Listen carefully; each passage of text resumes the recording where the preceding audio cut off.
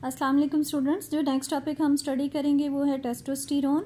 आपके नोट्स में page number 589 पर दिया गया है। इसका मॉलिक्यूलर फार्मूला C19H28O2 है। इसकी कोई स्ट्रक्चरल एलुसिडेशन वगैरह जो है वो इसमें डिस्कस नहीं की गई, जस्ट इसके दो सिंथेटिक रूट्स हैं जिनको हमने गो थ्रू करना है।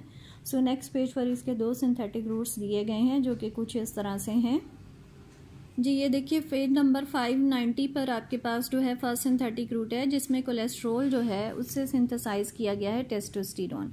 अगर आप इन दोनों कंपाउंड्स को आपस में कंपेयर करें तो दोनों में जो डिफरेंस आपको कोलेस्ट्रॉल का ये स्ट्रक्चर है, आप देखें इससे जब आपके पास टेस्टोस्टेरोन बना है तो एक तो वेरिएशन ये हुई है कि इसमें अल्फा बीटा अनसैचुरेटेड कीटोन आया है और साइड चेन जो है वो सारी की सारी ख़त्म हो गई और उसकी जगह पर OH आ गया। इसका मतलब बेसिकली आपको कोलेस्ट्रॉल में चेंज क्या करनी है, आपको यहाँ पे OH लाना है और यहाँ पर आपके पास जो है वो अल्फा बीटा अनसैचुरेटेड कीटोन बननी चाहिए। ये हमने पहले भी किया है कि अगर आप ओपन एयर ऑक्सीडेशन करवा लें तो यहाँ पर अल्फा बीटा अनसैचुरेटेड कीटोन बन सकती है। दूसरा, आप इसकी ऑक्सीडेशन करवाते जाएं, सारी चेन ऑक्सीडाइज होकर यहाँ पर डबल बॉन्ड O आ जाएगा और उसकी जब आप रिडक्शन करेंगे तो CHOH आपके पास आ सकता है। सो इसका मतलब दो रिएक्शन है, एक तरफ ऑक्सीडेशन और दूसरी तरफ ओपन एयर ऑक्सीडेशन दोनों करवाएंगे। तो लेकिन ये है कि जब आप एक रूट को फॉलो करेंगे, एक एंड को फॉलो करेंगे तो दूसरे को आपको प्रोटेक्ट करना पड़ेगा ताकि उसके ऊपर रिएक्शन जो है वो ना हो सके। तो यही स्टेप्स यहाँ पे यूज़ किए गए हैं। सबसे पहले देखिए यहाँ जो कंडीशन आपको दी गई है दैट इज़ एसिटिक एनहाइड्राइड दिया गया है और ब्रोमिनेशन दी गई है। ये दोनों यहाँ पे प्रोटेक्टिंग एजेंट का काम कर रहे हैं और बेसिकली एसिटिक एनहाइड्राइड क्या करेगा, OH की एसाइलेशन करके इसको OAC में कन्वर्ट कर देगा और ब्रोमीन क्या करेगी, ये जो डबल बॉन्ड है इसकी प्रोटेक्शन कर देगी और डाई ब्रोमो प्रोडक्ट बना देगी। सो इस तरह से इस एंड को जो है वो पहले प्रोटेक्ट किया गया ताकि साइड चेन जो है उसके ऊपर रिएक्शन करवाया जा सके।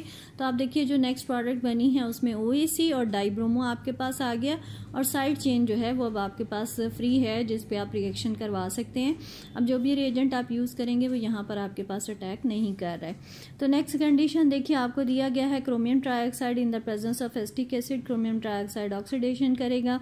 इसकी साइड चेन जो है वो ऑक्सीडाइज होना शुरू हो जाएगी आहिस्ता आहिस्ता और ये सारी की सारी ऑक्सीडाइज होके आप देखिए ये डबल बॉन्ड O जो है वो आपके पास जनरेट हो रहा है। इसमें ये जो प्रोडक्ट हमारे पास बनी है उसको आगे जिंक और एसिटिक एसिड के साथ रिएक्ट करवाया गया। जिंक और एसिटिक एसिड जो है बेसिकली ये डीहैलोजिनेशन करता है और यहाँ पे डीहैलोजिनेशन होगी तो डबल बॉन्ड दोबारा से आ जाएगा।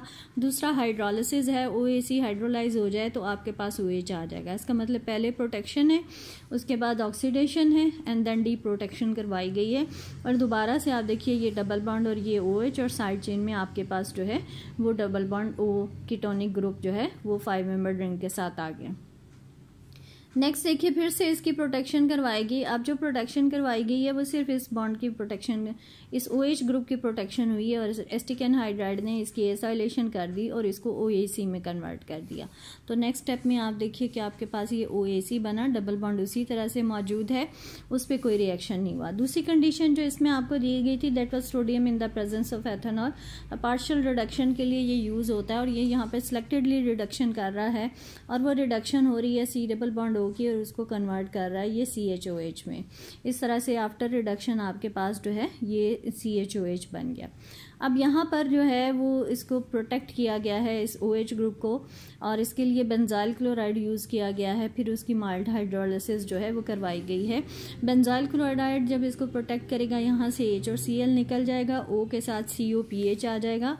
अब ये प्रोटेक्ट हो गया ग्रुप, इसके ऊपर कोई रिएक्शन जो है वो आपके पास नहीं हो सकता।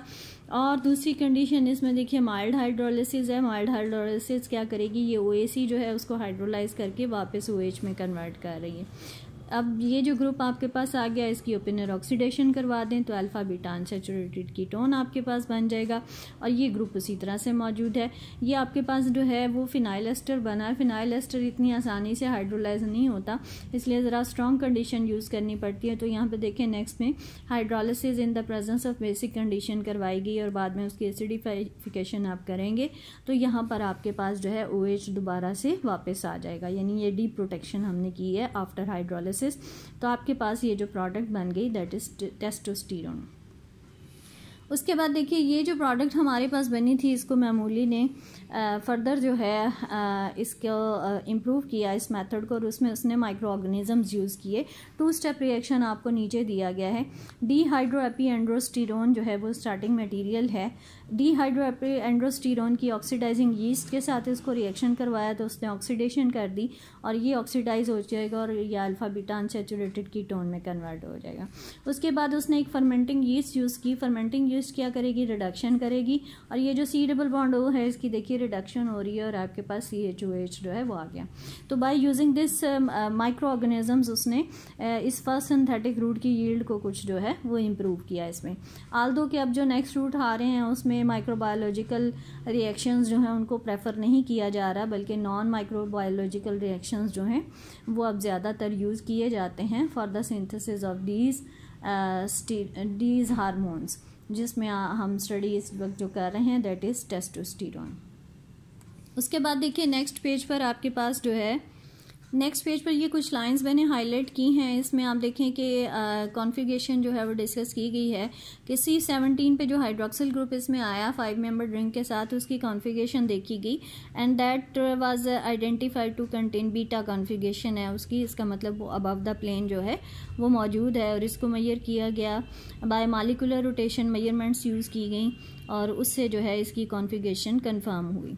इसके अलावा एक आपको जो इसमें स्टडी करना है वो ये है कि टेस्टोस्टेरोन जो है अगर आप इसको देखें तो इसके लिए एक रिएजेंट आपको दिया गया है।